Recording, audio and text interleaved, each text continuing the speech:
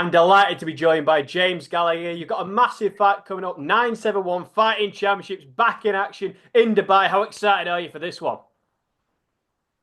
I mean, I'm absolutely buzzing for it. It's great for Manure 971, all the guys to get this show together in the Dubai in the Coca-Cola Arena. I just feel like it's going to be like a change of MMA. This show. It's because there's no shows other bar like the UFC that are able to put on the size of a show to be able to bring these big fighters in. You got me, Kim Masasa, you got Muhammad Makis, do you know what I mean? So that there's no other promotion able to get these group of high level guys together to be able to put on a show like this, and I feel like it's going to pop off. Yeah, it's definitely a stat card, as you mentioned there with yourself and Mokev and all these massive names. Tell me a little bit about your opponent, what you're expecting to get done in this one. What's your prediction? Yeah, my opponent's very experienced. He's 14-3. He's a Brazilian guy. Good jiu-jitsu, good Thai boxing, good all round. Very difficult fight for me, and I'm glad. I'm thankful for the boys to get. It's no walkover. No easy fight, and that's exactly what It's what I train for. I train for these hard moments, these hard fights, and I feel like it's a hard fight to get me up to put in this work to be able to go out there and shine. I feel like it's going to be one of them ones. It's that hard of a fight that I'm going to come in razor sharp and make it look easy. 100%. I'm looking forward to your performance. And in this interview, we're going to do a little bit of globe trotting. So we've kicked it off in Dubai. Now we're going to fly out to Thailand. Tell me about some of your favorite memories training out there. You must have some great stories. Oh man, Bang Tao Beach in Thailand. That's my spot. So it is. That's my spot out there. All the boys. You got Frank Hickman, George Hickman, Conor McBride, James Heelan, Big Woody, and Owen Scullion. Do you know what I mean? There's just so many high level coaches out there, and so many high level fighters that are coming through all the time. And obviously, you got a lot of guys that are staying there. So you do. You got the Chastain brothers, Kassine and Asian, you know what I mean? Two high level fighters. You got fucking a Keithion out there, Keithion Whitner, do you know what I mean? So you got all these high level guys that are out there based, and then you've got guys that are coming in all the time, do you know what I mean? So Highlands are free for all. So it is, but yeah, man, it's been good out in Thailand, but I'll probably head back to Thailand later in the year, and the weather gets a little better out there. So Dubai now for the summer. I've been training here, finish off camp in Dubai, go get this win, and then go back out to Thailand at the end of the year. Yeah, I know obviously you mentioned Thailand and the amazing times you've had training there. You also get some time to relax and chill and party. I've seen that you've been out with Alexander Volkanovski drinking some Forged Stout. What was that like? Yeah, we're down at the local bar. It's one that's a good Irish bar owned by a good friend of mine called Derek Lynch. It's on Bangtao Beach, so it is. So we managed to get the Forged Stout in there, so we do. Only bar in Thailand we can get the Forged Stout in. So it was an honor to get Alexander Volkanovski, the goat. Do you know what I mean, of all time, and it was an honor to be there, cracking open a Forged Stout along with him. All right. I can imagine. I can imagine. And obviously, Forged Out, Conor McGregor's so involved with that. Going back to your time in Ireland, obviously you're there right now, and it's always going to be your homeland. You've had so many great rounds in that gym. Can you tell me what some of your rounds with Conor was like? What was it like to spar with him? With Connor, Okay. I actually trained with Connor in like a few years now, so I haven't.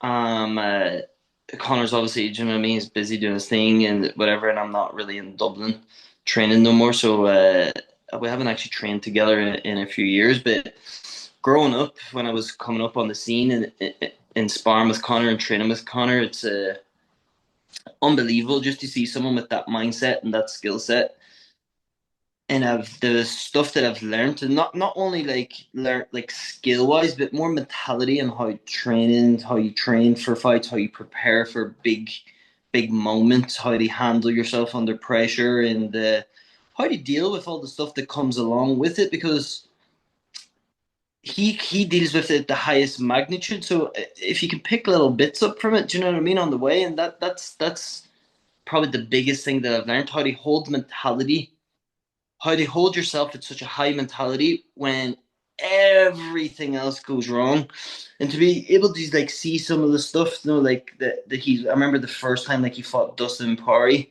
he like broke his thumb like 3 weeks before. I remember going to over the hospitals, me and Gunnar Nelson before, and he broke his thumb or something like this. It was just sprained it, and just to be able to see how somebody, it's just so much stuff going wrong for such a big moment, and how you can keep that mindset. Do you know what I mean? Because banging your thumb out, do you know what I mean? 3 weeks out during your hardest rounds, that's detrimental to your mindset going into such a big event.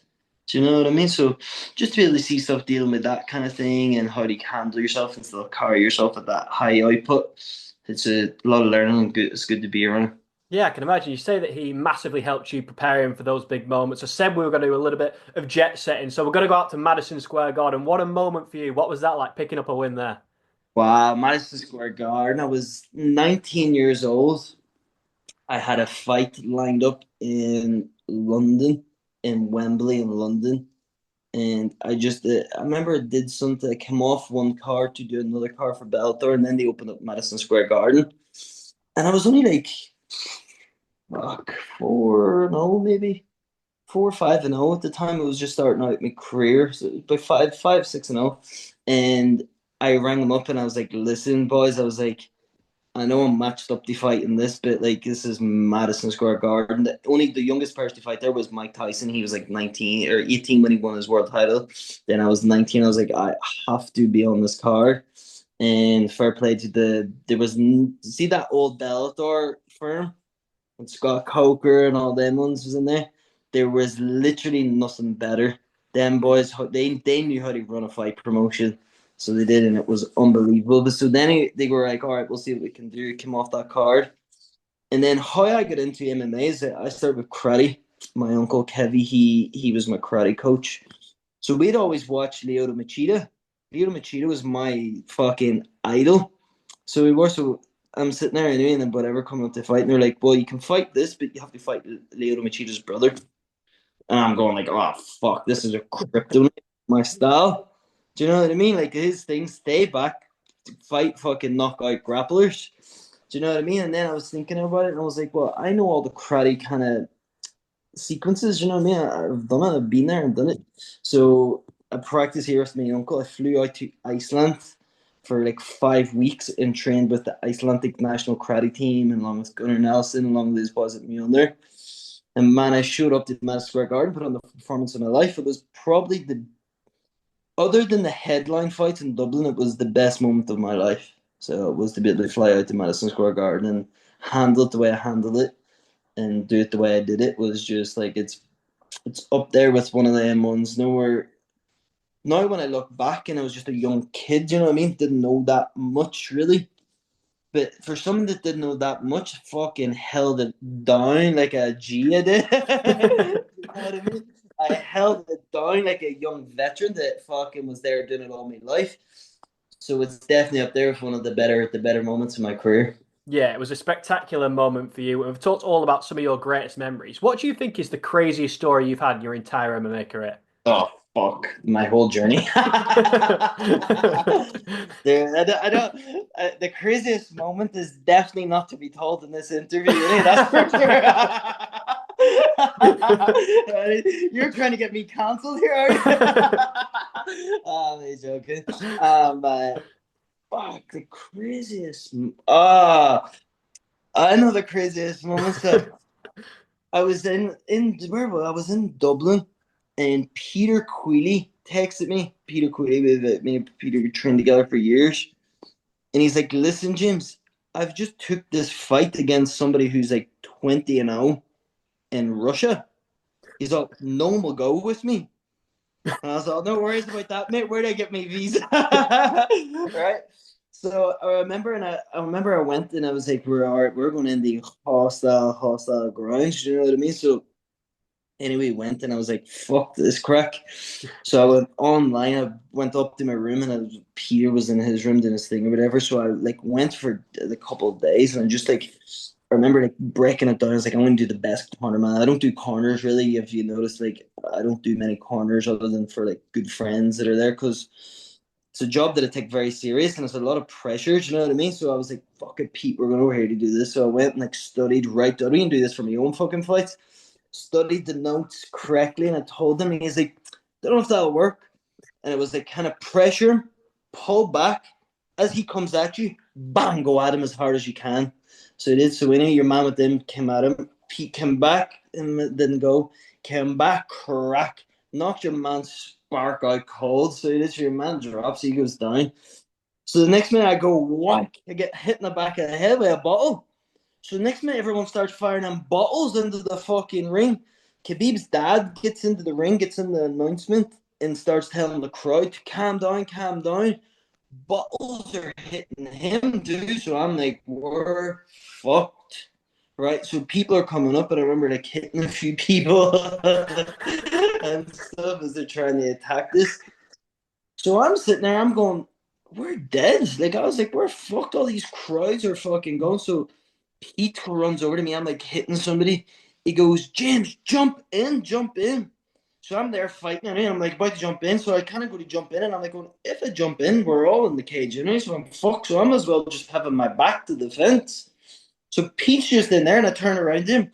I was like, Pete, Pete. Like, he's here and he turned around. He's like, what's your man? What's your man? I hit someone else. And he's like, I was like, fuck them. Let's just get stuck into them. So we just kind of get stuck in them. So was that we were there with Ali Bagatinov. Do you remember the flyweight in the UFC? Yes, yeah, So yeah. they know people. I mean, this fucking army come in.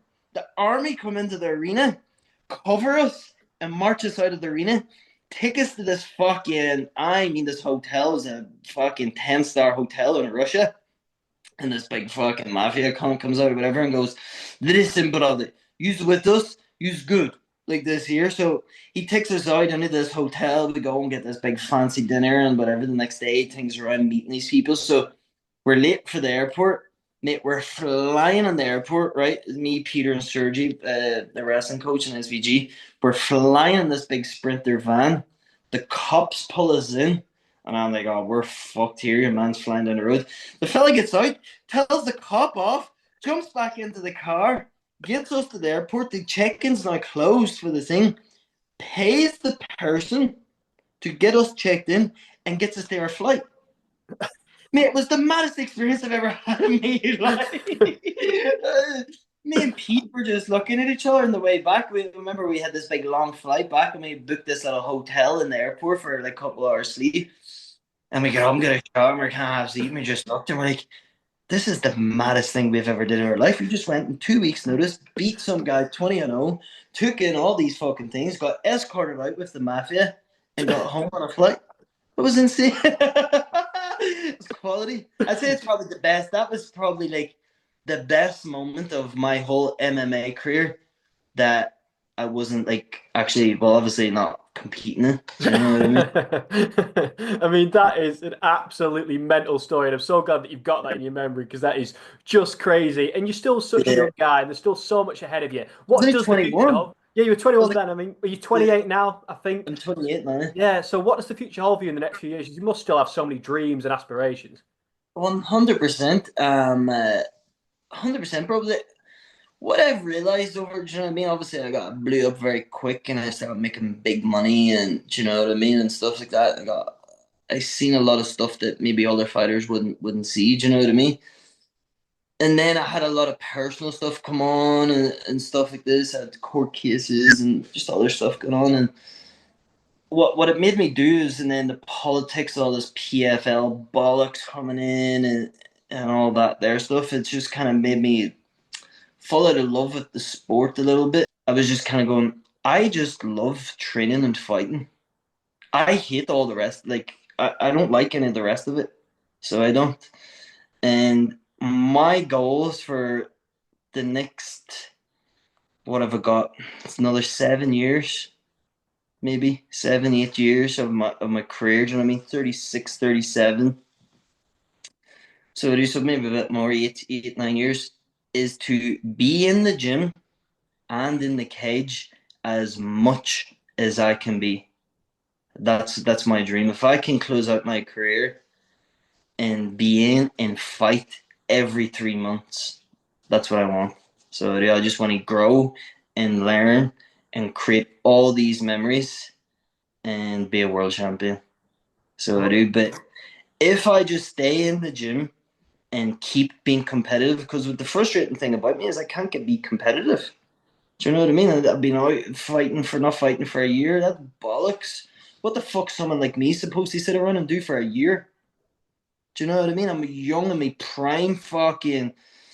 I'm at the. You know what I mean? I'm young, I'm fucking oozing to go in there and fight and compete. Do you know what I mean? So now that I've cleared that bollocks off, I've got good people in Dubai who help me out for all the other stuff behind the scenes, and I'm just training. I haven't missed one day of training other than rest days in like 6, 7 months. So I haven't had no bad food. Haven't I obviously I don't really drink much anyway or alcohol, but I haven't had one sip of alcohol in like 7 months. Nothing. Do you know what I mean? And this is I'm just happy to be able to go and compete, happy to be training, happy to be growing, happy to be learning. And if I just keep doing this here, I'm good. I'm going to end up in the place where I should be. 100%, James. I wish you all the luck in the future. It's been a privilege talking to you. I mean, that Russian story I think will live with me for a very long time to come. But Yeah, before I yeah. let you go, is there anything else that you would like to mention? Nah, man, I just want to thank all the guys at 971. I thank Minor. Want to thank Carl Keller for fucking getting all these bits together, helping me out. And there's also a few other boys behind the scenes as well that are doing everything. And man, I'm just very grateful for the opportunity to be able to fight in this Coca-Cola arena, for the guys to be able to bring someone in like me, Phil, give me everything that I need to be able to go and compete. And I'm very grateful and look forward to going out to Dubai now and putting on a show and giving the Emiratis the show of the lifetime. And man, it's just good, and I'm very honored and grateful for it. So I just want to say thanks to all them. Thanks to all the boys that have been helping me training. I have good young amateur, or he's amateur going pro now. He's going to make his pro debut. Nathan McGillian, he's called. He's going to make a storm of the scene. So me and him have been training here. Got Kiefer Crosby always on my team, and we're going to go out to Dubai and put on a show.